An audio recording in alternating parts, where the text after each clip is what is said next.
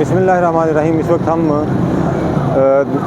Long मार्च के दूसरे दिन, हकीकी आज़ादी के इस लॉन्ग मार्च के दूसरे दिन ये आज़ादी मार्च के इस कंटेनर के पास मौजूद हैं। तो हम आपको पिछले 24 आवर का यानी 25 से 30 घंटे जब से मार्च शुरू है उसका कुछ हालात आपको बताते हैं कि जो चीज़ें हमने बहुत इम्पोर्टेंट नोट की हैं, इसका जो राउंड अप अगर हम आपको दें तो पिछले 25 से 30 घंटे के अंदर जो लॉन्ग मार्च की सूरत हाल रही है वो कुछ इस तरह कि हमने जब लिबर्टी से ये लॉन्ग मार्च शुरू हुआ उस वक्त कवर करना शुरू किया तो हमने देखा कि लोगों के बेशुमार रश के बावजूद कहीं भी वो लिबर्टी चौक के अंदर पौधे लगे हुए थे। लिबर्टी चौक में बहुत सारी डेकोरेशन की चीज़ें लगी हुई थी जिसको बिल्कुल किसी चीज़ को कोई नुकसान नहीं पहुंचाया गया और लोग बहुत ही एहतियात के साथ वहाँ खड़े होकर इमरान खान की तकरीर सुनते रहे।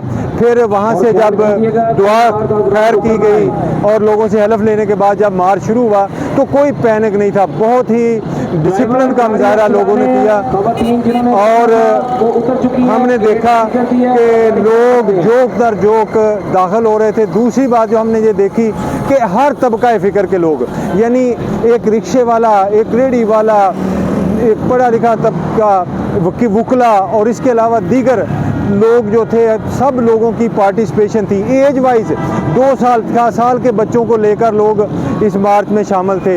इसके अलावा हमने ये देखा कि लोग अपनी गाड़ियों पे, अपने रिक्शों पे, साइकिलों, मोटरसाइकिलों, जो कन्वेंस किसी को मुयस्सर थी वो उस कन्वेंस पे वहाँ मौजूद थे।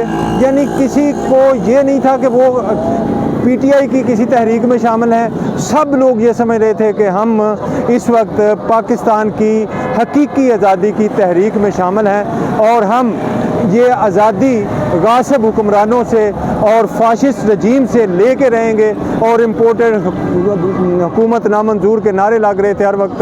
ये दूसरी चीज़ जो हमने देखी। तीसरी चीज़ जो हमने लोगों में जज्बा देखा, जज्बा इस कदर था कि लोग अपने खाने पीने की चीज़ें साथ लेके आए हुए थे, नमाज़ पढ़ने के लिए जाए नमाज साथ लेके आए थे।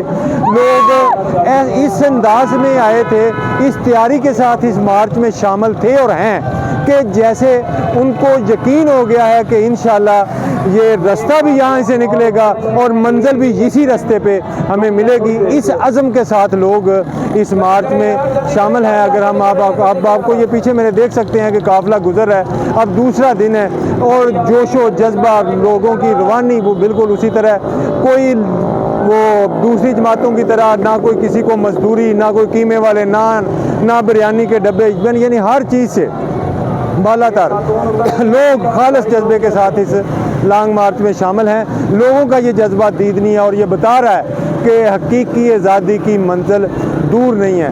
जो चीज़ हमें फ्लास नज़र आए वो मुझे बहुत जो फ़िक्रमंदी हुई है इस सारे मार्च में वो कप्तान की सिक्योरिटी की है। जो सिक्योरिटी की सूरत हाल है वो बिल्कुल जो है अपना काबिल एतबार नहीं है। इसलिए ज़रूरी है कि सिक्योरिटी पर तवज्जो दी जाए। बिल्कुल वल्नरेबल है, मतलब है कि कप्तान का कंटेनर भी और कप्तान के चारों तरफ जो लोग हैं वो रोकने में भी कामयाब नहीं होंगे। सिर्फ़ और सिर्फ एक ही चीज़ है जो कप्तान ने लोगों को सिखाई है और जो कप्तान के अपने देन में है कि अल्लाह से बढ़कर हिफाजत करने वाला कोई नहीं है और अल्लाह से बढ़कर इज़्ज़त देने वाला कोई नहीं है। यही चीज़ है, यही जज्बा है, यही जोश है हिफाजत के लिए।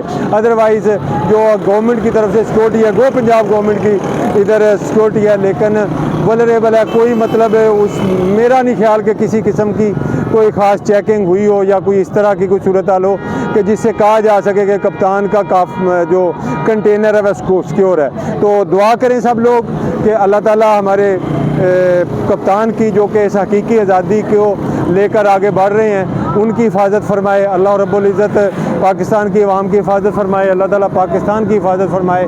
इस दुआ के साथ कि आप जहाँ भी रहें खुश रहें। इस दुआ हकीकी आज़ादी की लॉन्ग मार्च के लिए आप दुआ करें और कामयाबी के लिए दुआ करें।